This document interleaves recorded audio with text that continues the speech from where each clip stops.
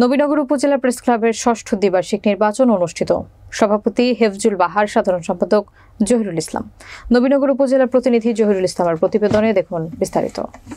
ব্রাহ্মণবাড়িয়ার নবীনগর উপজেলা প্রেস ক্লাবের ষষ্ঠ দ্বিবার্ষিক নির্বাচনে সভাপতি নির্বাচিত হয়েছেন হেফজুল বাহার এবং সাধারণ সম্পাদক নির্বাচিত হয়েছেন জহিরুল ইসলাম।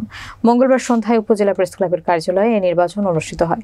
নির্বাচন পরিচালনা করেন উপজেলা প্রেস ক্লাবের সভাপতি সঞ্জয় সাহা, সাধারণ সম্পাদক রেজাউল করিম বাবুল এবং তথ্য প্রযুক্তি সম্পাদক মোহাম্মদ কাউসার আলম ভূঁইয়া। মোট 21 জন ভোটারের মধ্যে 17 জন ভোট প্রদান করেন। সভাপতি পদে 9 ভোট পেয়ে নির্বাচিত হন হেফজুল বাহার। তার নিকটতম প্রতিদ্বন্দ্বী AKM হাবিবুর রহমান হেলাল পেয়েছেন 8 ভোট। অপরদিকে সর্বোচ্চ 15 ভোট পেয়ে সাধারণ সম্পাদক নির্বাচিত হয়েছেন দৈনিক আলোকিত সকাল ও IPTV রাজধানী টিভির প্রতিনিধি জহিরুল ইসলাম। তার নিকটতম প্রতিদ্বন্দ্বী আনোয়ার হোসেন পান 2 ভোট। অপরদিকে বিনা প্রতিদ্বন্দ্বিতায় সাংগঠনিক সম্পাদক পদে নির্বাচিত হন মনির হোসেন, দৈনিক খবরপত্র। আগামী 1 সপ্তাহের মধ্যে পূর্ণাঙ্গ কমিটি গঠন করা হবে বলে সিদ্ধান্ত গৃহীত হয়।